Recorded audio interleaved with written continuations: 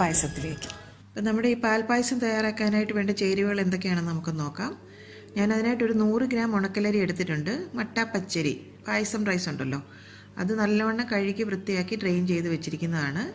നല്ലവണ്ണം മുറിഞ്ഞ അരി നോക്കി തന്നെ എടുക്കാൻ ശ്രദ്ധിക്കുക. അതല്ലെന്നുണ്ടെങ്കിൽ മിക്സറി ഡ്രൈ ജാറിലിട്ട് ഒന്നങ്ങ് ക്രഷ് ചെയ്തെടുക്കണം.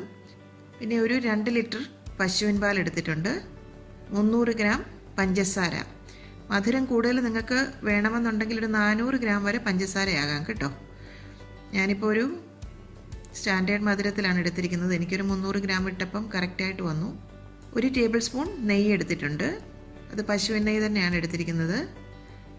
ഒരു 2-3 കൃഷ്ണ തുളസിയുടെ ഇല കൂടി വേണം. പിന്നെ ഒരു 2 ലിറ്റർ വെള്ളം ഞാൻ എടുത്തു വെച്ചിട്ടുണ്ട്.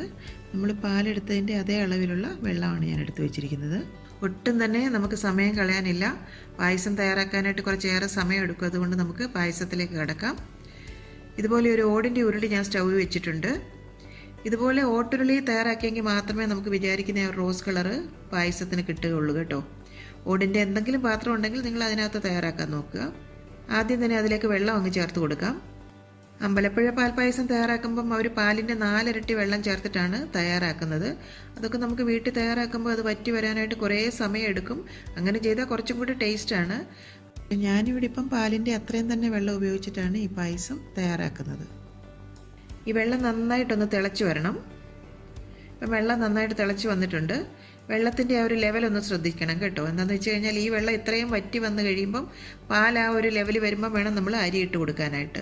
വെള്ളം മുഴുവനായിട്ട് വറ്റി ഒരു 10% പാലും കൂടെ വറ്റി കഴിയുമ്പോഴാണ് നമ്മൾ അരി ഇതിലേക്ക് ചേർത്ത് കൊടുക്കുന്നത്. ഇതിപ്പോൾ ഏകദേശം ഉരുളിയുടെ ഒരു പകുതിയാണ് വെള്ളം. ആ ഒരു ലെവലിൽ പാലെത്തുമ്പം വേണം നമ്മൾ അരി ചേർത്ത് കൊടുക്കാൻ. ഇനി ആ വെള്ളവും പാലും കൂടി കിടന്ന് നല്ലവണ്ണം തിളച്ച് വറ്റി വരണം. ആ പാലൊക്കെ ആ വെള്ളത്തിൽ കിടന്ന് വെന്ത് വരണം. ഇനി നമുക്കൊന്ന് വെയിറ്റ് ചെയ്യാം. അടുപ്പിനൊരു ചെറിയ പ്രശ്നം വന്നതുകൊണ്ട് ഞാൻ അടുപ്പൊന്ന് മാറ്റി വെച്ചിട്ടുണ്ട് കേട്ടോ. നല്ലവണ്ണം ഇളക്കി കൊടുത്തുകൊണ്ടേ ഇരിക്കണം. പാലായതുകൊണ്ട് പെട്ടെന്ന് അടുക്കി പിടിക്കാനുള്ള സാധ്യതയുണ്ട്.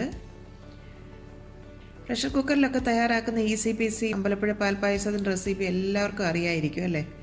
അതും ഇങ്ങനെ നമ്മൾ തയ്യാറാക്കുന്നതുമായിട്ട് പായസത്തിന് സ്വാദിൻ്റെ കാര്യത്തിൽ ഒരു കമ്പാരിസണും പറ്റത്തില്ല കേട്ടോ. സ്വാദിൻ്റെ കാര്യത്തിൽ വളരെ വ്യത്യാസമുണ്ട് ഇങ്ങനെ നമ്മൾ തയ്യാറാക്കുമ്പോൾ. മറ്റേതും കുക്കറിൽ ചെയ്യുമ്പോഴും നമുക്ക് പെട്ടെന്ന് തയ്യാറാക്കി എടുക്കാം. നല്ലൊരു റോസ് കളറൊക്കെ കിട്ടുകയൊക്കെ ചെയ്യും. പക്ഷേ ഇതിൻ്റെ ഒരു സ്വാദൊന്ന് വേറെയാണ്. ഇപ്പോൾ പാല് നല്ലവണ്ണം തിളച്ച് വന്നിട്ടുണ്ട്. ഈ ഒരു സമയത്ത് അതിലേക്ക് ഒരു ടേബിൾ സ്പൂൺ നെയ്യ് ഒന്ന് ചേർത്ത് കൊടുക്കാം. ഇത് ശുദ്ധമായ നെയ്യ് ഞാൻ വീട്ടിൽ തയ്യാറാക്കി എടുത്തതാണ് കേട്ടോ. അതിൻ്റെ റെസിപ്പി ഞാൻ നേരത്തെ ഇട്ടിരുന്നു. കാണാത്തവരായിട്ടുണ്ടെങ്കിൽ അതൊന്ന് കണ്ടു നോക്കണം. ഈ നെയ്യ് ഇങ്ങനെ ചേർത്ത് കൊടുക്കുമ്പം ഒട്ടും തന്നെ പാൽ അടിക്ക് പിടിക്കത്തുമില്ല. തന്നെയല്ല പാൽ ഈ ഉരുളിയിൽ നിന്ന് തൂകിപ്പോകത്തുമില്ല. ഈ പാൽ നന്നായിട്ടങ്ങ് വറ്റി വരട്ടെ. ശരിക്കും അമ്പലപ്പുഴ പാൽപ്പായസത്തിൻ്റെ നിറമെന്ന് പറയുന്നത് ചെമ്പകപ്പൂവിൻ്റെ നിറമാണെന്നാണ് അവർ പറയുന്നത്.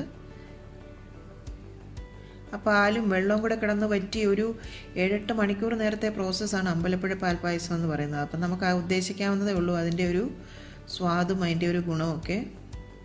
ശരിക്കും അതിനെ ഗോപാല കഷായം എന്നാണ് പറയുന്നത്. കഷായം നമ്മൾ തയ്യാറാക്കുന്നത് പോലെ തന്നെ വറ്റിച്ചിട്ടാണ് ആ പാൽപ്പായസം അവർ തയ്യാറാക്കുന്നത് അമ്പലത്തിൽ. അത് ശരിക്കും ഒരു ഔഷധം തന്നെയാണ്. ഈവൻ ഡയബറ്റീസ് ഒക്കെ ഉള്ള ആൾക്കാർക്ക് പോലും ഒട്ടും തന്നെ പേടിക്കാതെ ആ പാൽപ്പായസം കഴിക്കാം എന്നാണ് പറയുന്നത്. പിന്നെ അമ്പലപ്പുഴ പാൽപ്പായസം എന്ന് പറയുന്നത് അമ്പലപ്പുഴ അമ്പലത്തിൽ മാത്രമേ ആ ഒരു സ്വാദ് കിട്ടുകയുള്ളൂ കേട്ടോ. ആ കൃഷ്ണൻ്റെ ഒരു അനുഗ്രഹവും ആ ഒരു സാന്നിധ്യവും തന്നെ ആയിരിക്കും അതിന് കാരണം. തിരുവനന്തപുരത്ത് നിന്ന് രാജാവ് വന്ന് കീഴ്ശാന്തികളെ കൊണ്ടുപോയി തിരുവനന്തപുരത്ത് ഈ പായസം തയ്യാറാക്കി നോക്കിയിട്ടുണ്ടെന്നാണ് പറയുന്നത്. പക്ഷേ ഈ ഒരു സ്വാദ് അവിടെയും കിട്ടിയിട്ടില്ല. ഇപ്പം ശരിക്കും അമ്പലപ്പുഴ അമ്പലത്തിലെന്ന് പറഞ്ഞു കഴിഞ്ഞാൽ അവിടെ ശരിക്കും അവിടുത്തെ മണിക്കിണറിലെ വെള്ളവും വേറൊരു കിണറിലെ വെള്ളം കൂടെ പകുതി ചേർത്തിട്ടാണ് അവിടെ പായസം തയ്യാറാക്കുന്നത്. ആ മണിക്കിണറിലെ വെള്ളം എന്ന് പറയുന്നത് ശരിക്കും നല്ല മധുരമുള്ള വെള്ളം തന്നെയാണെന്നാണ് പറയുന്നത്. അത് തന്നെയാണ് ആ പായസത്തിൻ്റെ ഒരു സ്വാദെന്നാണ് പറയപ്പെടുന്നത്. അപ്പം പിന്നെ ഞാൻ ആ ഒരു പാൽപ്പായസത്തിൻ്റെ മാധുര്യത്തെപ്പറ്റി ഒന്നും പ്രത്യേകിച്ച് പറയേണ്ട കാര്യമില്ല. നന്നായിട്ടങ്ങ് ഇളക്കി കൊടുത്തോണ്ടേ ഇരിക്കുക. നെയ്യ് ചേർത്തിരിക്കുന്നതുകൊണ്ട് ഒട്ടും തന്നെ പാൽ ഉരുളിയിൽ നിന്ന് തൂകിപ്പോകത്തില്ല കേട്ടോ. എങ്കിലും ഇളക്കി കൊടുക്കണം, അല്ലെങ്കിൽ ചിലപ്പോൾ അടിക്ക് പിടിക്കും. ഇപ്പോൾ ഏതാണ്ട് 1/4 ഭാഗം വറ്റിക്കഴിഞ്ഞു. ഒരു 40 മിനിറ്റ് ആയിട്ടുണ്ട്. കളറൊക്കെ കണ്ടില്ലേ, ഒന്ന് മാറി വന്നിട്ടുണ്ട്. ക്യാമറയിൽ എത്രത്തോളം അത് കാണാമെന്ന് എനിക്കറിയില്ല. പാലിൻ്റെ നിറമൊക്കെ ഒന്ന് മാറി വന്നിട്ടുണ്ട്. ഇപ്പോൾ ഇങ്ങനെയൊന്ന് പായസം തയ്യാറാക്കാൻ ആൾക്കാർക്ക് സമയവുമില്ല, ക്ഷമയുമില്ല. എങ്കിലും സമയവും താല്പര്യവും ഉള്ളവർ ഈ ഒരു റെസിപ്പി ഒന്ന് ട്രൈ ചെയ്ത് നോക്കണം. ഈ പായസത്തിൻ്റെ ഫുള്ളായിട്ടൊരു പ്രോസസ്സ് ഞാൻ കാണിച്ച ഒരു ഭയങ്കര ലോങ് വീഡിയോ ആയി പോകും. അതുകൊണ്ട് ഞാൻ ഓരോരോ സ്റ്റേജസ് ആയിട്ട് കാണിച്ചു തരാം. ഇപ്പോൾ ഏതാണ്ട് പകുതി പാല് വറ്റി വന്നിട്ടുണ്ട്. ഈ ഒരു സമയത്ത് നമുക്കതിലേക്ക് ആ കഴുകി വെച്ചിരിക്കുന്ന അരി അങ്ങ് ചേർത്ത് കൊടുക്കാം. ഇനി ഒരു 30 മുതൽ 45 മിനിറ്റ് വരെ എടുക്കുക ഈ അരി നന്നായി വെന്ത് വരാനായിട്ട്. നന്നായിട്ട് അങ്ങ് ഇളക്കി കൊടുക്കുക. ചട്ടുകം കൊണ്ട് നല്ല അടി കൂട്ടി തന്നെ ഇളക്കിക്കൊണ്ടിരിക്കണം. ഗുരുവായൂരിൽ നിന്ന് കൃഷ്ണൻ വരെ ഉച്ചയ്ക്ക് അമ്പലപ്പുഴ അമ്പലത്തിൽ വന്നിട്ടാണ് ഈ പാൽപ്പായസം കഴിച്ചിട്ട് പോകുന്നതെന്നാണ് പറയപ്പെടുന്നത്. അപ്പം നമുക്ക് ഊഹിക്കാവുന്നതേ ഉള്ളൂ അമ്പലപ്പുഴ പാൽപ്പായസത്തിൻ്റെ മാധുര്യം എന്തായിരിക്കും എന്നല്ലേ. ഇപ്പോൾ ഏതാണ്ട് ഒരു 3/4 മണിക്കൂർ കഴിഞ്ഞിട്ടുണ്ട്. അരിയൊക്കെ നന്നായിട്ട് വെന്ത് വന്നിട്ടുണ്ട്. ഈ ഒരു സമയത്ത് നമ്മൾ എടുത്തു വെച്ചിരിക്കുന്ന ആ പഞ്ചസാര കുറേശ്ശായിട്ട് അതിലേക്ക് അങ്ങ് ചേർത്ത് കൊടുക്കാം. പഞ്ചസാര ചേർക്കുമ്പോൾ ഒന്നും കൂടി പായസം ഒന്ന് ലൂസായി വരും കേട്ടോ. പക്ഷെ വീണ്ടും ആ പാല് കിടന്ന് ഒന്നും കൂടെ തിളച്ച് ഒരു 10-15 മിനിറ്റും കൂടി ഒന്ന് വറ്റി വരണം. ഇപ്പോൾ ഇതിൻ്റെ കളറ് കണ്ടില്ലേ, നല്ലൊരു റോസ് കളറായിട്ട് വന്നിട്ടുണ്ട്. ഇതിപ്പോൾ നമ്മൾ ഓട്ടുരുളിയിലൊക്കെ തയ്യാറാക്കിയിരിക്കുന്നതുകൊണ്ടാണ് ഈ ഒരു കളറിൽ നമുക്ക് കിട്ടിയിരിക്കുന്നത് കേട്ടോ. ഞാൻ പറഞ്ഞല്ലോ, ഇത് കുക്കർ പായസമായിട്ടൊന്നും നമുക്ക് താരതമ്യപ്പെടുത്താനേ പറ്റില്ല സ്വാദിൻ്റെ കാര്യത്തിൽ. പിന്നെ സമയക്കുറവുള്ളവർക്ക് അങ്ങനെ ചെയ്യാം, കുഴപ്പമൊന്നുമില്ല. എങ്കിലും ഇങ്ങനെ തയ്യാറാക്കുന്ന ഈ ഒരു പായസത്തിൻ്റെ മാധുര്യം ഒന്ന് വേറെ തന്നെയാണ് കേട്ടോ. താല്പര്യമുള്ളവർ തീർച്ചയായിട്ടും ഇതൊന്ന് ട്രൈ ചെയ്ത് നോക്കണം. ഇപ്പോൾ ഏകദേശം ഒരു 1.25 മുതൽ 2 മണിക്കൂർ സമയം എടുത്തിട്ടുണ്ട് കേട്ടോ. പാലൊക്കെ ഒന്ന് തിളച്ച് വറ്റി വരാനും അരി വെന്ത് വരാനും എല്ലാം കൂടെ.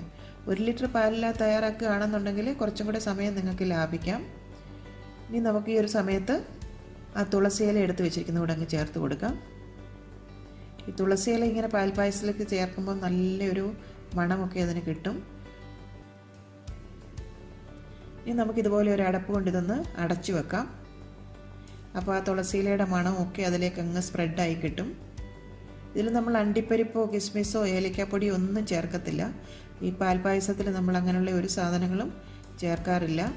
ആ പാലും അരിയും പഞ്ചസാരയും കൂടെ കിടന്ന് ആ വെന്ത് വറ്റി വരുന്ന ഒരു സ്വാദാണ് ഈ അമ്പലപ്പുഴ പാൽപ്പായസത്തിൻ്റെ സ്വാദെന്ന് പറയുന്നത്. ഇപ്പോൾ ഒരു 15 മിനിറ്റ് കഴിഞ്ഞിട്ടുണ്ട്. നമുക്കൊന്ന് തുറന്ന് നോക്കാം. ഇപ്പം നമ്മുടെ വളരെ സ്വാദിഷ്ടമായ അമ്പലപ്പുഴ പാൽപ്പായസം റെഡി ആയിട്ടുണ്ട്. ഏതായാലും ഞാനൊരു ബൗളിലേക്ക് കുറച്ച് പായസം ഒന്നെടുത്ത് കൃഷ്ണനൊന്ന് കൊണ്ട് വെച്ച് കൊടുക്കട്ടെ. അല്ലാന്നുണ്ടെങ്കിൽ കൊതി വിടുകയല്ലേ. ഈ ഒരു പായസം ശരിക്കും മധുരബോളിയുടെ പുറത്തേക്ക് ഒഴിച്ചിട്ടാണ് കഴിക്കേണ്ടത്. ഞാൻ ആ മധുരബോളിയുടെ റെസിപ്പി നേരത്തെ ഇട്ടിരുന്നു. കുറേ ആൾക്കാരത് കാണാനുണ്ട്. അത് കാണാത്തവർ ആ ഒരു റെസിപ്പി കണ്ടിട്ടൊന്ന് ട്രൈ ചെയ്ത് നോക്കണം. അടുത്ത ഒരു സദ്യ വരുമ്പോൾ നിങ്ങൾ ഇതുപോലെ ഒരു ഓതൻറ്റിക് വേയിൽ തന്നെ അമ്പലപ്പുഴ പാൽപ്പായസം തയ്യാറാക്കുക. ബോളിയും നിങ്ങൾ തയ്യാറാക്കി നോക്കണം. അപ്പോൾ അടുത്ത സദ്യ വരുമ്പം നിങ്ങൾ ഈ ഒരു പായസം തയ്യാറാക്കി നോക്കി ഇതിൻ്റെ മാധുര്യം ഞങ്ങളുമായിട്ട് ഷെയർ ചെയ്യണം.